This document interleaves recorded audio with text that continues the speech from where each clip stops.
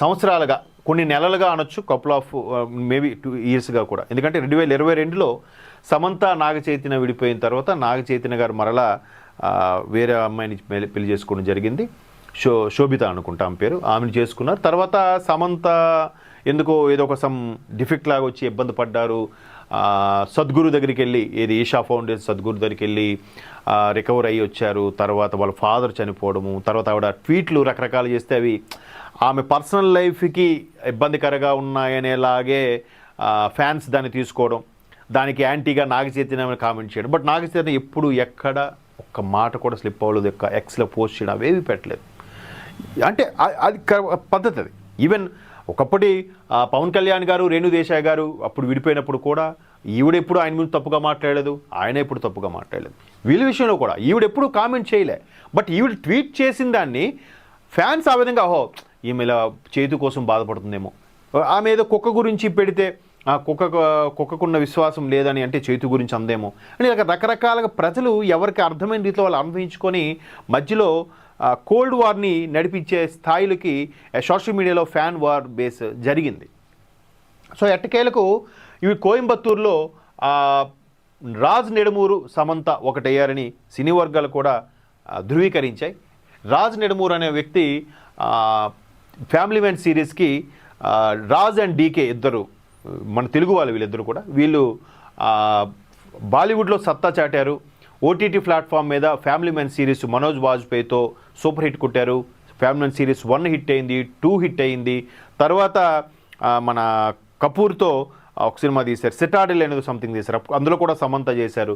Family 2 series నుంచి సమంత బాగా దగ్గరైందని ఒకటి వార్తలు ఉన్నాయి. మేబీ వాస్తవం అయితే అయి ఉండొచ్చు. ఆ తర్వాత వీళ్ళిద్దరూ కలిసి తిరుపతి వెళ్ళారని, ఏదో షాపింగ్ మాల్లో కనిపించారని, విదేశాలు ఎక్కడో కనిపించారని రకరకాల వార్తలు వినిపిస్తున్న నేపథ్యంలో ఇతను మాజీ భార్య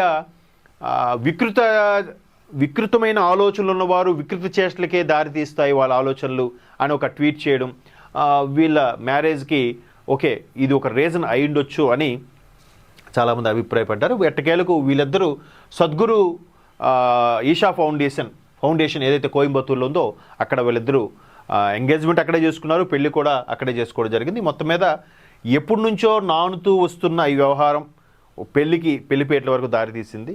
మరోవైపు వీళ్ళ పెళ్లి వ్యవహారంలో నటి ఆమె ఈ మధ్యకాలంలో దర్శకుడు త్రివిక్రమ్ గారి మీద కూడా పరోక్షంగా వ్యాఖ్యలు చేశారు అనే కామెంట్స్ కూడా వచ్చాయి.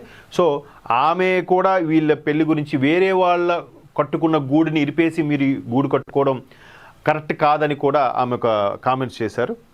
సో ఇట్లాగా మొత్తానికి ఈవిడ వ్యవహారం ఒక కొలిక్కి వచ్చిందని చెప్పాలి. భూతశుద్ధి పద్ధతిలో కథానాయక సమంత రాజ్ నెడుమూరు 7 అడుగులు వేసిన సంగతి తెలిసిందే.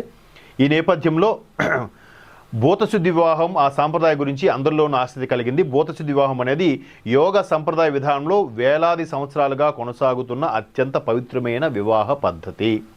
ఇందులో పేరుకు తగ్గట్లుగానే ఆలోచనలు, భావోద్వేగాలు లేదా భౌతికతకు అతీతంగా దంపతుల మధ్య లోతైన బంధాన్ని ఏర్పరిచేందుకు రూపొందించిన విశిష్టమైన ప్రక్రియ ఈ వివాహం. లింగ భైరవి ఆలయాల్లో ఎంపిక చేసిన ప్రదేశాలు నిర్వహించే ఈ వివాహ క్రతువు వధూవరుల దేహాల్లోని పంచభూతాలను శుద్ధి చేస్తుందంట. సద్గురు దగ్గర ఉండే పిరమిడ్లో ఉండే లింగం గురించి కానీ, లేదంటే అక్కడ ఉండే లింగ భైరవి ఆలయంకి సంబంధించి కానీ చాలా పవిత్రంగా, మెడిటేషన్ కూడా చాలా పవర్ఫుల్గా ఉంటుందని చాలామంది చెప్తుండగా విన్నాను. మేబీ అక్కడ ఆ పంచభూతాలని శుద్ధి చేసుకుంటూ, తమలోని ప్రక్రియను కూడా శుద్ధి చేసుకుంటూ, కుండలీకరణ శుద్ధి ఏదో అంటారు కదా, ఆ టైప్లో చేస్తూ ఒక వివాహ కార్యక్రమం చేసుకున్నారు. అది కూడా సద్గురు సమక్షంలో జరిగిందనేది వీళ్ళ యొక్క జరిగింది కాబట్టి ఇది లైఫ్ లాంగ్ ఉంటుందని అభిప్రాయపడుతున్నారు. బట్ వివాహ వ్యవస్థ గురించి మాట్లాడుకుంటే చాలా విమర్శలు అయితే వినిపిస్తున్నాయి. రకరకాలుగా ఈ మధ్యకాలంలో ఎక్కువగా విడాకులు దారితీయడానికి కారణం మేబీ స్టేటస్, డబ్బు, ఒక రకమైన ఈగోస్ అయితే అయి ఉండొచ్చు. బట్ అవన్నీ పక్కన పెడితే ఎప్పటికైనా వీళ్ళు కలిసి ఉంటారనేది ఒక అభిప్రాయం.